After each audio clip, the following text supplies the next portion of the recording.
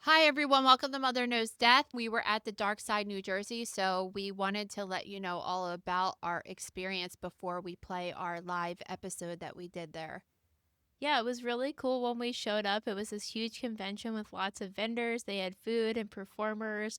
Got to hear some music getting played, and then there was other things going on, like people that hang from their skin. I don't understand how that happens. Kind of skeeves me out, but it's also really fascinating to watch at the same time. We have didn't we do a whole dissection on people who do body suspensions and stuff and the whole science behind it? I did write about it at some point in the grocery room. Maybe. Yeah, it's a little bit much for me to look at that, but the other ones were cool. The person that was working with fire, Yeah. I feel like that's really like what is that called? Like, I really don't know in today's day and age, because in circus times, wasn't it like a fire breather or something? Yeah, it was cool though. I mean, we couldn't really watch a ton of it because it was kind of behind where our little station was. But it was cool and there was so many awesome vendors there. I saw so much stuff that I wanted to buy. Like I just had to make a decision and get a few things. But there were lots of things that it was kind of like my whole vibe going on there. It was awesome. Yeah, what did you end up buying? I got this really cool oval, like a vintage oval frame, one of those ones with the bubble glass, Mm-hmm. and it has an old picture of a little girl, and over top of her face is a moth that has I don't know, I think it's a moth or a butterfly, but I'm pretty sure it's a moth that has what looks like eyeballs on it, and the artist placed it right over top of her face so it looks like the girl's eyeballs, or looks like she's wearing a mask kind of. That's cool. And inside are a bunch of dried flowers, but it got me because she had like a little Chanel button in there too, and I was like, you had me at Chanel. Well, um I was kind of mad you were walking around with me because I saw a lot of good stuff I probably could have got you for I know, Christmas. I was thinking that actually. I got a preserved spider web. I've always wanted one of those. That was super cool. um We got that amazing fudge too. yeah, I got Jen's Christmas present. Not going to tell you what it was, but She'll maybe. find out when we Yeah. have our employee Christmas dinner in what, 2 months? Yes. Um, yeah, and just I got the kids some candy that I got Gabe's stuff too, and the kids ate all his stuff before he even got home from work. But yeah, that was really cool. Um, and we just got to meet. So we met a ton of grocery members, which was so cool. Yeah, that was awesome, I s- guys. I guess I sent Gabe the picture, and he thought that was everyone that was watching our session, and I was like, that was just grocery members. I Yeah, I that thought was that it was. amazing. Yeah, I thought that it was so awesome because I love meeting the grocery members, and we're gonna try to figure out how we could have more meetups like that because that was super fun.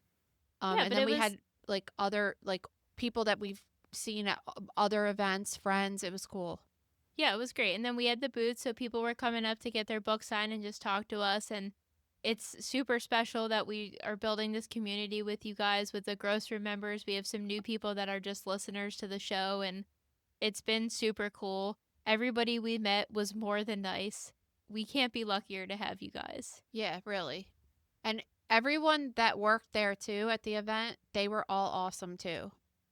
I No, they just were so we had nice. yeah, like we just had like a really good interaction with everyone, and they were just really nice and accommodating, and it was a really good experience. So I definitely hope that we get asked back next year, and we'll go more prepared this time, I think. We didn't Although, know what to expect, so we're like, "Oh, we're just going to do this podcast." And then we had this nice table, this whole nice setup. It was a really nice setup. And that was really awesome of them. Um, and I just was like, oh, maybe we should have like some of our merch or something like that. So we'll be more squared away next year. Yeah, next year definitely more prepared, but in the meantime, we're going to play our live show for you guys now, and we hope you enjoy because some of the stories are absolutely outrageous as always. This episode is brought to you by The Gross Room. Guys, the Gross Room is on sale. One of the rare times a year we put it on sale for only $20 for an entire year of gross. So you'll have access to every single post that we have put in the Gross Room since 2019. It's thousands of posts, videos, photos, articles. It's really awesome. Every week we do a high profile death dissection or a celebrity death dissection where we go through a case and break it down, and it's our biggest article of the week. Last week, in keeping with the Halloween theme, we did a case of an embalmed human head that was found in a wooded area. So, and it's still unsolved. So, if you have any advice or anything, that we would always love to talk about that for sure in the comment section. This week, in keeping with Halloween, which will be our last dissection of October, we are covering the movie Scream, and believe it or not, it actually was inspired by a real life serial killer. So that'll be really interesting, and we'll go through some of the scenes of the movie and compare and contrast. It should be really interesting, so check that out. Head over to thegrossroom.com now to get 1 year of gross for only $20. Hi everyone, welcome to Mother Knows Death. On today's episode, we are live from the Darkside, New Jersey, and we have some crazy stories to talk about today. An original member from the band Kiss has died, and we're going to get into his cause of death. We have some true crime stories, one right here in New Jersey that involves weapons that were sold at Marshall's. Chilling doorbell footage showing 3 people who were wearing Halloween costumes threatening to kill a family. A child who was tattooed by bullies. 2 deaths that occurred at Disney this week. And if we have enough time, we'll talk about this lady that got eaten by her dogs. All right, all that and more on today's episode. A light episode. Light episode. All right, let's start off with the death of Ace Frehley. He was the original lead guitarist for Kiss. He has died at age 74 after suffering from a brain bleed a few weeks ago after he fell in his studio. So this immediately reminded me of the Bob Saget case. But of course, with Bob Saget, everybody was convinced he got murdered, but he just straight up fell, and sometimes that happens to celebrities. They are normal people too. How many of you are fans of Kiss?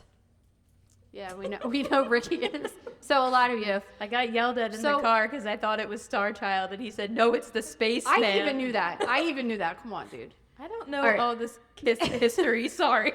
So I know that you guys are fans of Kiss, but this is still a 74-year-old man. I know he looks cool and everything, but he's a 74-year-old guy, so he's kind of old. So in this particular case, they said that, so I'm sure you're all aware of this if you're fans of him, that he has a history of alcoholism, but he's been sober for over 20 years, and his alcoholism was so bad to the point where he was drinking bottles of perfume to get the alcohol out of it. Yeah, so I don't think that has really anything to do with it, but that's the first thing when you think about people falling, and it's especially someone that's a rock star, you would think like, okay, are they on anything that would cause them to fall?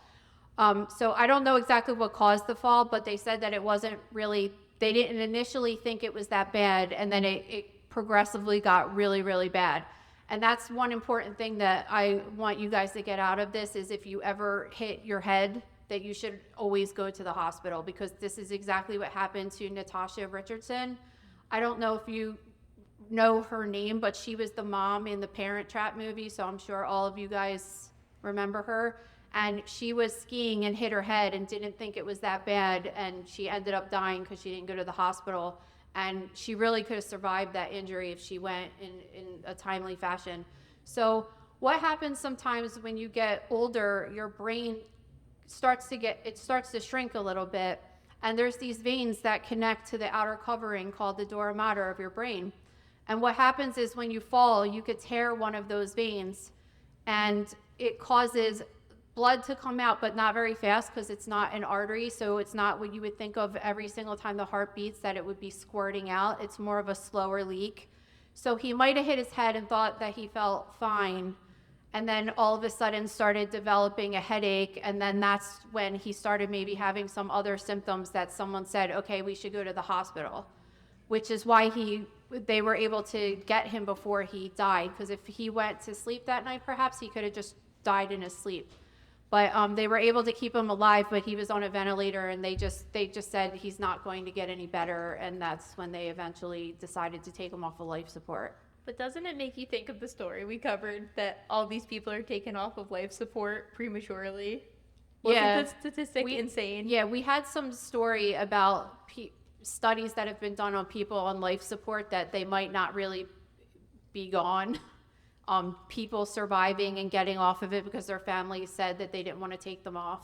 And yeah, that was really kind of eye-opening, because I guess when you're at the hospital and the doctor says, like, there's nothing else we can do, then most people are like, all right, well, I guess we got to do this. And turns out that might not be the case all the time. Well, also, did you see that he went to a psychic earlier this year who told him he was going to live till 100? And he just said that in March, which I assume some of you guys are gross room members. Who's a gross room member in here? Yeah, I was going to say this. Guys, we just covered Sylvia Brown last week. I don't know if you remember her from the Montel Williams show. That lady is out of control. Yeah. She's so, oh my God. She was saying the craziest stuff. The most memorable one to me was the 9/11 one. This lady goes on and is like, my husband drowned. Or no, sorry, my husband died in 9/11. And she keeps going, no, he drowned. And she's like, no, he was a firefighter in 9/11. She's gaslighting this woman that her husband actually didn't die in 9/11, but that he drowned on a separate occasion.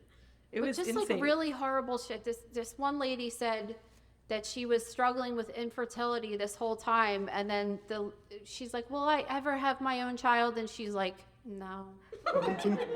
It's so messed up. It just would never happen today. She would get canceled in like 1 week today. But why are we talking about? Oh, because he went to the psychic, and Sylvia Brown couldn't even predict her own death. So how is the psychic supposed to tell Ace Frehley when he's gonna die? Well, all right.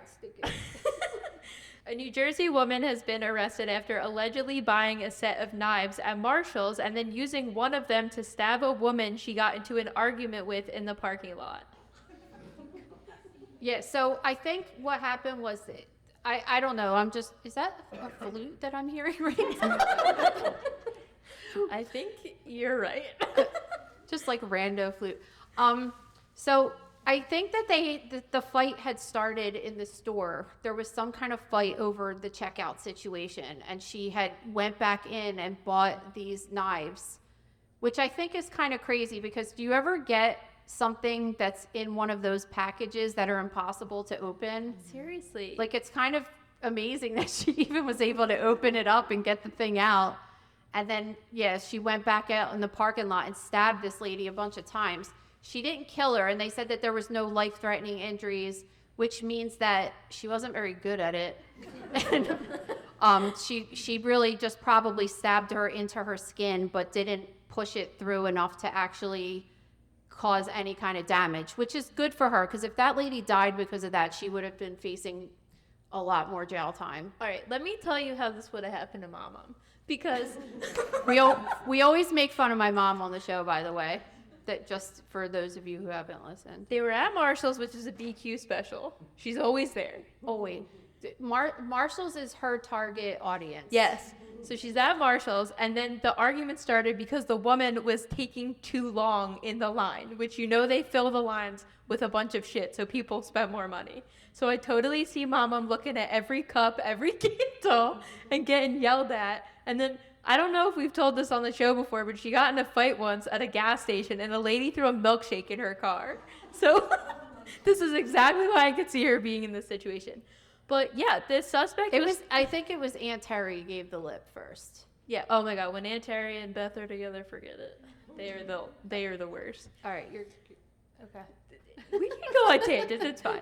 All right. So the suspect was found hiding in the bathroom with the bloody knife on top of the baby changing table. I'm sure that was an extremely disturbing scene to see. But as you said, the woman ended up being okay, and the suspect is going to be charged with aggravated assault and possession of a weapon. I mean, you can kill someone with a steak knife. Is it worth getting, like, are we losing patience as a society? Do we feel this, that just everywhere you go, anybody has total lack of patience? We just saw it at Target last week when we were there. This Target employee said, or this woman was like, you can go in front of me because you don't have as many items as me. And the Target employee said no. And it just turned into this huge sprawl in the Target line. And it's like, it's not that big of a deal. Everybody's getting to the same place. It's crazy that people's fuse is so short that they would kill somebody, like give up your whole life for somebody that you didn't even know 15 minutes ahead of time. It's just, And the stabber is I mean, 25. I could understand people that not that. Wait, did you see Kristen Bell posted a like happy anniversary to her husband, and she wrote Who is she? The one that sings the song? She's in Frozen and a bunch of Yeah. other shows. Yeah. So she's married to who? Dax Shepard, right? So she posted a like happy 12-year anniversary to a man who said he thinks about killing me sometimes, but I've never been good enough to do it to. And then Dateline commented on it, so we screenshotted this. I thought it was pretty good. It is kind of true. All right. Tuesday night around 10 p.m., this older woman who just lost her husband is at her house with her 2 adult kids. Someone starts knocking on the door, and they see on the Ring doorbell that it's seemingly 3 teenagers dressed in Halloween costumes. So at first they're thinking it's this prank. They're saying through the doorbell, Happy Halloween. But then the kids keep knocking. Well, I'm assuming it's kids. It looked like it was teenagers. They keep knocking on the door, and then eventually started to threaten to come inside and kill the people in there. And this went on for 10 whole minutes. I want to know how the husband died, because I'm serious. I'm serious, because they can be coming back and getting revenge over something. Like what? Why would they be harassing this lady for when they don't even know who she is or anything? It's just kind of weird. If and they were wearing costume. You want to hear something else that was weird about it too? They showed up at her house at 10 o'clock at night.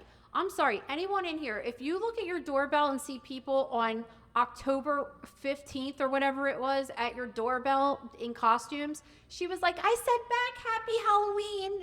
That's like something my mom would say. Yeah, but it's Like, like I'm a just like, widow. what are you talking about? So these people are dressed in a clown costume, a scary I would nun, hit and the Michael alarm button Myers. right there. Like, I would be like, call the cops.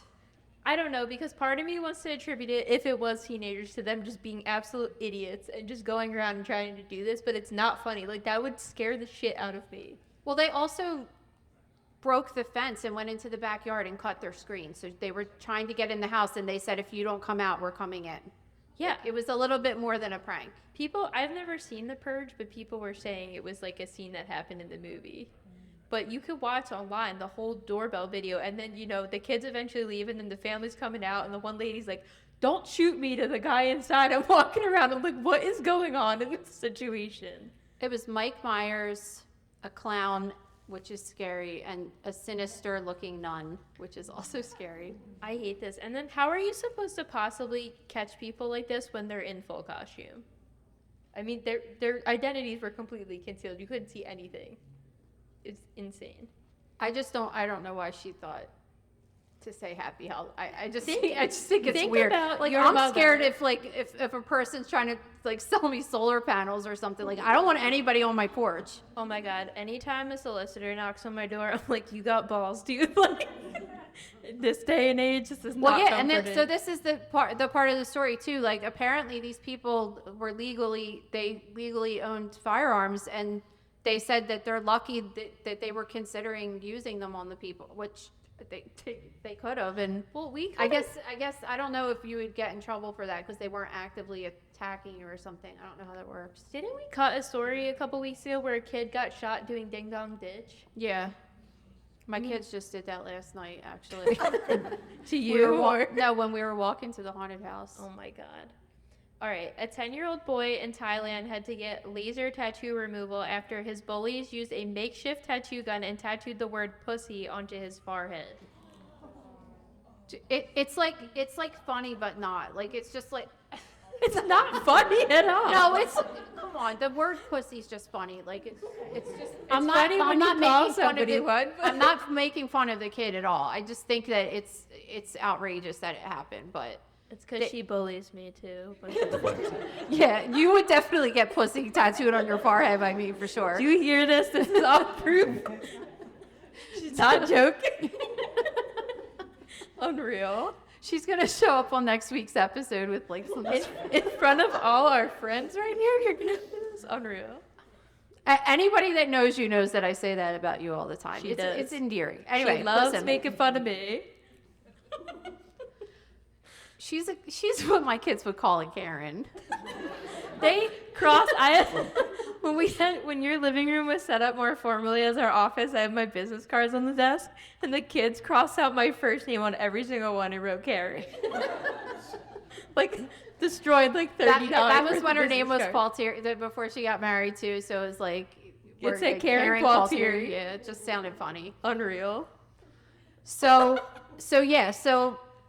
I mean, this is Laura does tattoos, right? What would you call this? Like this stick and poke tattoos, right? So this is basically what they did. They used a sewing needle attached to a pen, and it's kind of the same exact theory. A tattoo, you have to stick it in kind of deep. It has to go beyond into the second layer of the skin for the ink to go in. But if it goes into the dermis, which is what it did in this case, which is the second layer of skin, you know how the top layer of our skin, think about when you get a sunburn or something, it peels off? Well, get so distracted by everything. Well, it goes into the layer below that. And once it's there, there's these cells that are in your skin called macrophages. And those cells are supposed to grab any kind of, they're especially there to grab like bacteria and stuff if you get a cut. And they're part of your immune system. But what happens is it grabs that ink and it holds onto it, and the pigment's too big for it to break down and go to the liver to get flushed out of the system. So they just sit there, and that's what you're looking at is the tattoo. So over time, tattoos will fade, and those macrophages will continue to digest that, and even when they die off, new ones will come by and grab that pigment. So when they use the laser treatment, they're breaking up all of that pigment to make it into smaller particles, so the macrophages are able to break it down. What's really cool though is that a local tattooer had offered to laser this off for free, but then I was thinking, isn't laser way more painful than getting a tattoo? I'm assuming especially from a shitty homemade tattoo gun. I don't think it was a gun. I just think that they were just like sticking like that. But laser, I never had the laser tattoo, but my husband had it and he said it was terrible. It looked terrible. Because not only was pussy tattooed on his forehead, but he had spots on his arms and legs too. So they also got 10 other spots off of his legs, and they're saying it's taking 3 sessions to remove all of the markings, which not like it's enough for this kid to go through the initial trauma of going through this, but then you also have to go through all of this. I can't imagine how horrific. Are those kids, I mean, I guess they're not going to get in trouble. They're children. It's kind of weird that a 10-year-old would even think to do that to somebody. Well, it's like a little. I just think, like, you know, I hate everybody blaming video games on why kids are so desensitized, but I think we can all agree that in general children are just they've done lots of desensitized. study that's not true. Like they just have though. I know. I'm just saying. Who's doing the studies? I'm always questioning it. Duh, it's like Nintendo. Is it like Hasbro Games doing yeah, the study? Exactly. I'm just saying though, like there has been correlation with some cases, but really they say, I mean, there's just so many people that play them, all those types of games, but there's definitely, I agree with you though. I definitely think there's desensitization for like, we're saying that it started with really Luigi Mangione was like a turning point for that kind of stuff, just killing people on because you know don't agree with them and then what they're doing or whatever, and it just kind of spiraled from there in a way of just celebrating death. All right, so not a good couple weeks for Disney's PR because they had 2 people die and connected to them, even though they really tried to get this first woman out before she was pronounced dead. So the first lady was on the Haunted Mansion in Disneyland, and According to police, the 60-year-old had a medical issue and was found unresponsive at the end of the ride, but she was later pronounced dead at the hospital. So, their whole MO is nobody dies in Disney because they try to cart them off of the property as soon as possible, but this one's still being tied there. I feel like a lot of you in this room would agree that that's like a dream location to die. Like on the Haunted Mansion ride. It's just so cool. Don't worry, the ride reopened shortly after, so they did have a trauma, but... It just seems like it's just coincidental. But I want to know how a death on the ride closes it only for a mere hour or two. And Why close the fun for everyone else who's dead? When we went there last year, it was closed all day, and it was like the only reason we went there. Well, we know that the ride has been closed for hours because the people are, and this is not just happening at the Haunted Mansion, but people are bringing their loved ones' ashes and dumping them on the side of the ride. But they have to use a HEPA filter and vacuum it all up and everything. So that would, the lady had a heart attack probably or something. But we gave the advice too that you don't have to dump all the ashes. You can just take a little vial and do a little bit, so it's not a whole sprinkle. thing.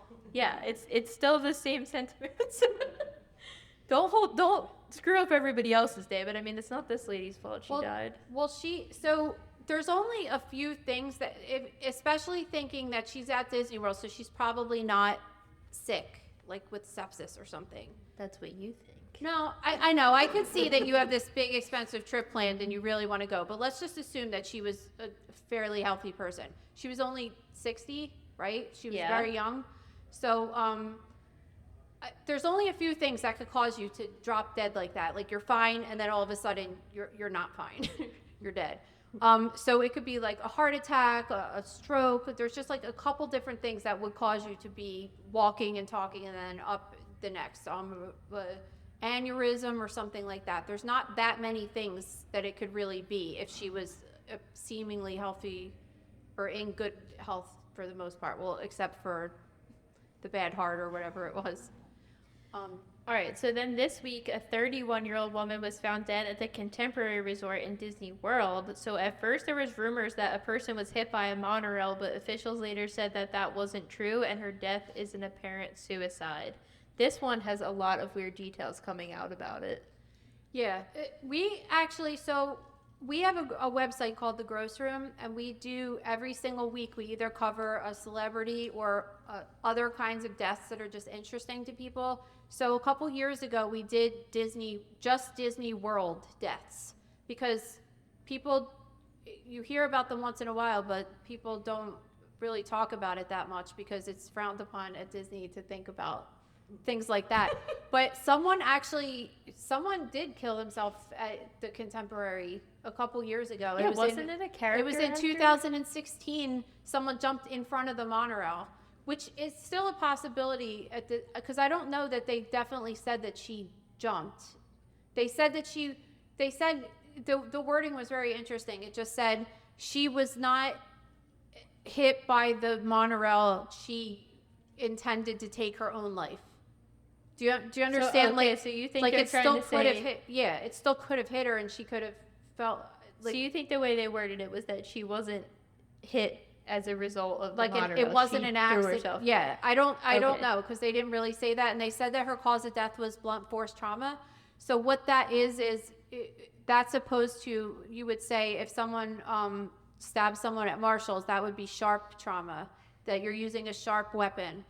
Blunt trauma can happen if you're using a blunt weapon, like a baseball bat or something that isn't sharp, but it also can happen because your body is considered to be a blunt object hitting against the pavement, which is another blunt object, or a train or anything. So if she was, one disturbing fact of this too was that it was 6 o'clock at night and guests were the one that reported that they saw a dead body, which is like, you don't want to be in that mindset in Disney.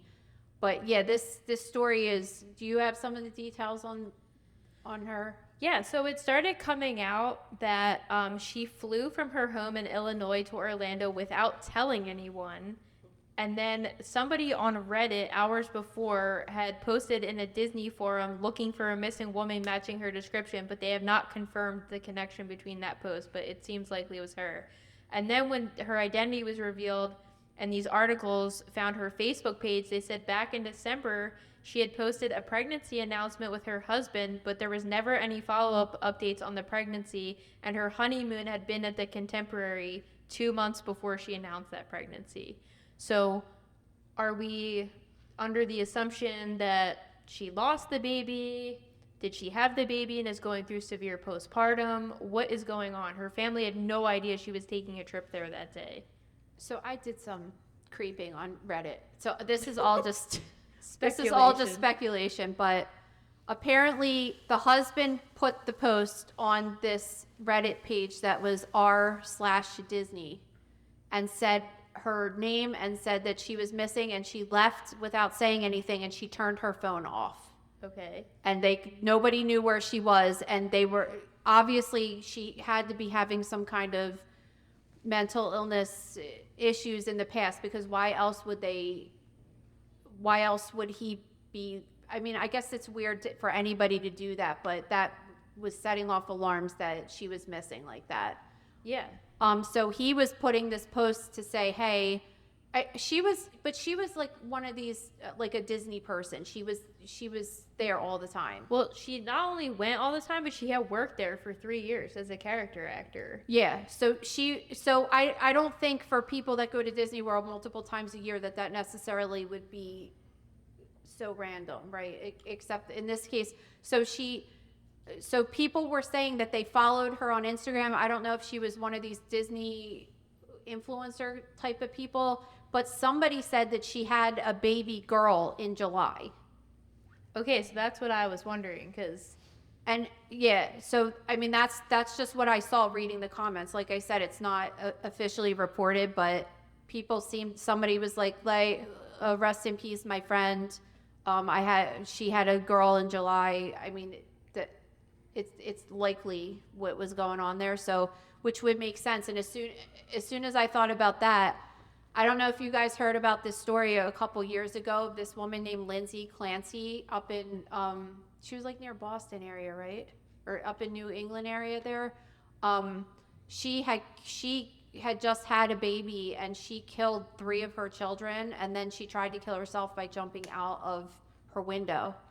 And it's a postpartum depression thing, but there's, a lot of people experience it after they have a baby, but then there's a certain population, a subset of the population that gets this psychosis, it's called, where they have, most of the time, people that have experienced this said that when they see their baby, they think about them getting hurt, but they think about them maybe dropping them by accident or something like that. And then there's even a smaller percentage of these people who think about harming their children, to the point where they get so scared with those thoughts that they decide that they have to be away from them.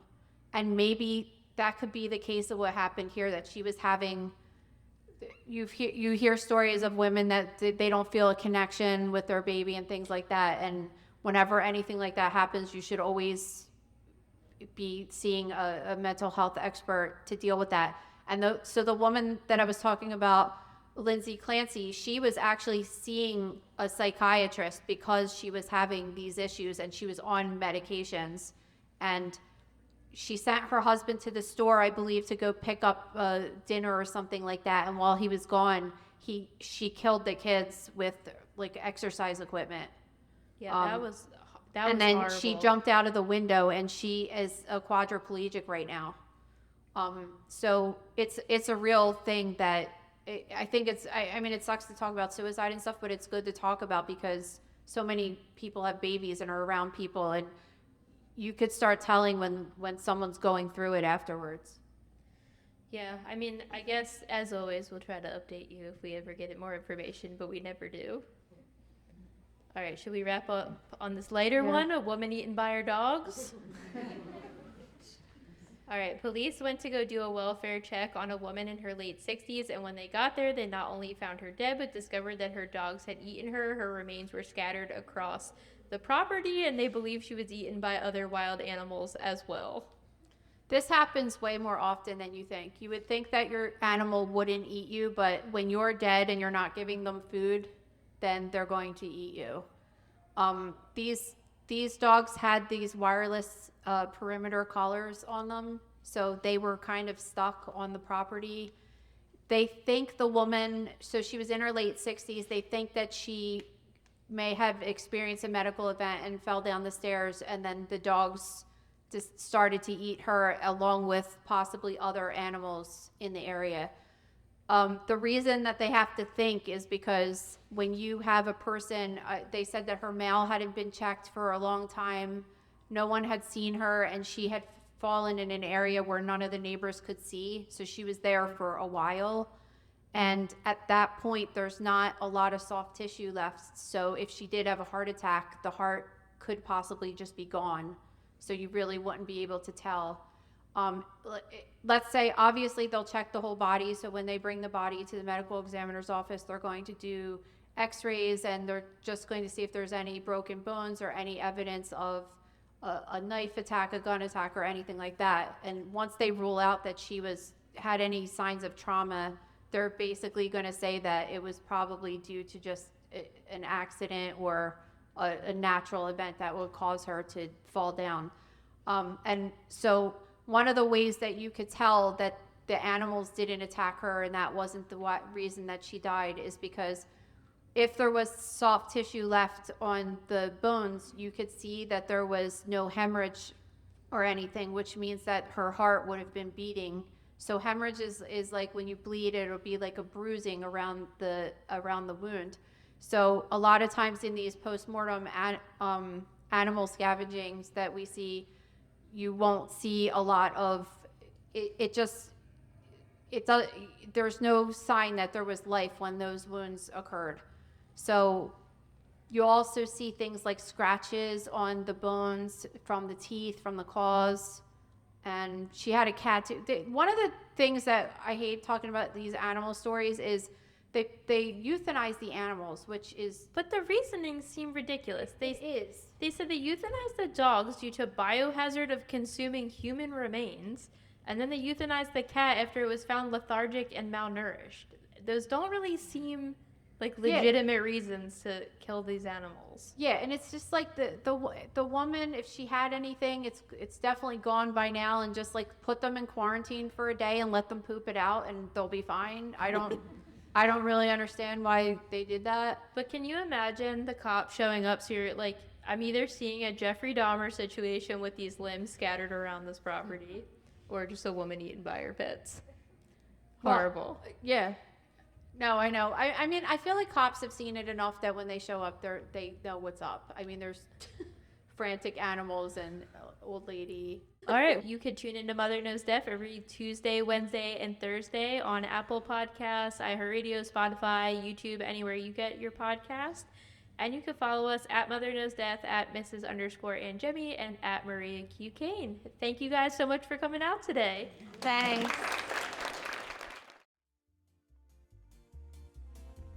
Thank you for listening to Mother Knows Death. As a reminder, my training is as a pathologist assistant. I have a master's level education and specialize in anatomy and pathology education. I am not a doctor, and I have not diagnosed or treated anyone, dead or alive, without the assistance of a licensed medical doctor. This show, my website, and social media accounts are designed to educate and inform people based on my experience working in pathology so they can make healthier decisions regarding their life and well-being. Always remember that science is changing every day, and the opinions expressed in this episode are based on my knowledge of those subjects at the time of publication. If you are having a medical problem, have a medical question, or are having a medical emergency, please contact your physician or visit an urgent care center, emergency room, or hospital. Please rate, review, and subscribe to Mother Knows Death on Apple, Spotify, YouTube, or anywhere you get podcasts. Thanks.